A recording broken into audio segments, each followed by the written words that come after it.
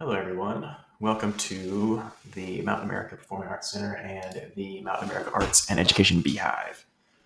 Getting into it, the Mountain America Performing Arts Center is in Sandy, Utah. We'll be visiting there shortly. This is Raymond Jones speaking. We'll have Michael Jones added on at the end. So we have Nathan and Ruth Hale, who are the founders of the, Hale tribe. But in the 1930s, the Hales traveled the state of Utah with their acting troupe and pretty much did so up until the 1940s. And in 1944, they moved to California to try to get into films and kind of start a movie career. But once they got there, they realized that movies probably were not in their future and decided that instead they were going to open a theater, and ended up getting into a theater that had 99 seats and immediately found success. So with the success, they ended up bringing on their daughter Sandra and her husband Alan Daly as business partners, and they continued to build each of these theaters and ended up building a total of three.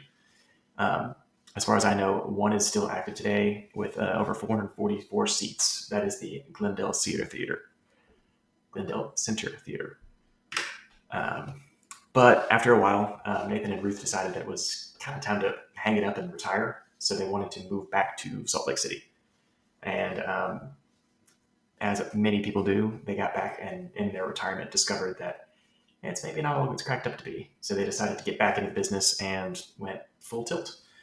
So in 1985, they went on to found the Hale Center Theater with their daughter Sally Hale Rice, Mark Dateline, and his wife Sally Dateline. And they literally went and found an old lingerie factory and said, it's time, let's turn this into a theater. So at first, it was only a 220 seat theater, and they had enough demand right off the bat that required them to blow out a wall and bump it up to 350 seats. Within a year, they realized that they were still having way too much demand and continued to do so. I think they added another 27 seats, and still not enough seats for the demand that they were experiencing. So they decided that the only way they could really scale this up is to involve some more equity and more trusted source of funding, which they knew they could only get through cities. So they decided to rebrand themselves as a 501c3 nonprofit company to better partner with cities. So they partnered with West Valley City, Utah in 1998 to build a new facility that has a moving stage and 530 seats. At this point in the history, Nathan, Ruth, and Sally Hale Rice have passed on, and I believe it is only Mark and Sally Dateline and a board of trustees that are continuing to push these projects forward. And at this point, we just have the Hale Center Theater at Mountain America Performing Arts Center, which we showed in the very first picture, and I believe there's one here. There she be. But the doors opened in 2017, and there's two active theaters inside that have 911 seats and 467 seats, respectively, with moving, what are they called? Moving stages, the whole shebang. All these pictures that you can see in the PowerPoint that are off to the side are pictures from inside the facility. There we are again, exterior. Now, moving on to the last aspect. So they broke ground on a project in May of 2023 that we will be going to visit, which is the Mountain America Arts and Education Beehive. So the Beehive is a 35,000 square foot facility that is going to be an extension of the existing structure that I showed in this slide. It is more of a teaching facility, but there's still going to be a 300 seat stage and theater within this facility that will still be able to accommodate a good number of people. But essentially, technology is advancing, and they're including some motorized tracking systems and some LED screens that are going to kind of blow everything out of the water. So yeah, that is everything on the Beehive. Thanks, Raymond. I'm going to begin talking about the impact that the theater have had on the city of Sandy.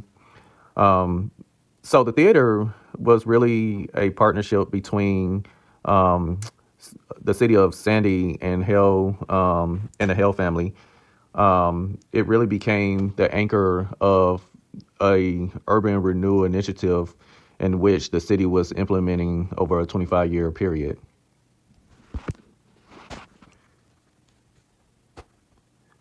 But before I get into the actual impact, I would like to just kind of give a brief history of the city of Sandy. So, the city of Sandy was a suburban community beginning in the 1960s through the 1980s, in which they transitioned from a mining and agricultural um, employment to more of a residential focus area. During this period, the city expanded geographically. They annexed land and developed numerous subdivisions, which led to a population growth going from 60,000 to 52,000 residents. And then jumping back into the impact. Um, so prior to the theater and Karen, I think it's called Karen's development, transforming Sandy into a modern urban center. Sandy was characterized by suburban sprawl, modest residential growth, and really focused on family-oriented communities. They did have a commute that ran from Salt Lake City to the town as a mean for transporting people back and forth to work. By 2014, the population of Sandy increased to an estimated of about 93,000 people. The theater helped anchor really the development of Karen's division, or rather Karen's vision. The theater became the central feature of the city of Sandy, and it made everything more of a walkable, transit-oriented urban center. As the centerpiece of the vision, the theater helped attract other investment, such as restaurant, hotel, office building, and retail space. In 2014, Sandy revealed the development of, or rather, they revealed the redevelopment of 1,100-acre downtown, which include shops, residential complex, office space, and mixed-use development.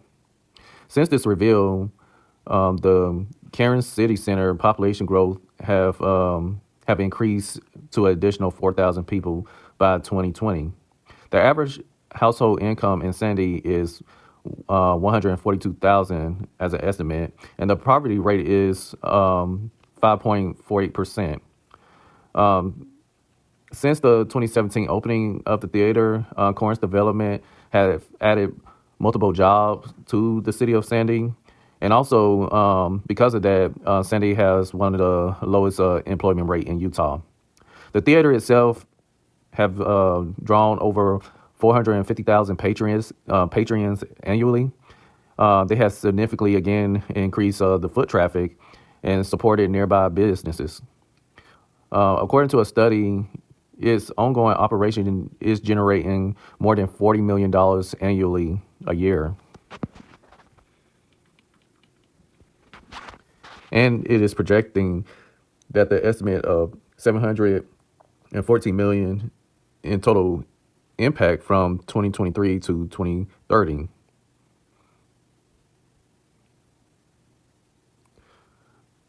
However, despite the theater influence on the economic growth, Sandy continues to see decline in population.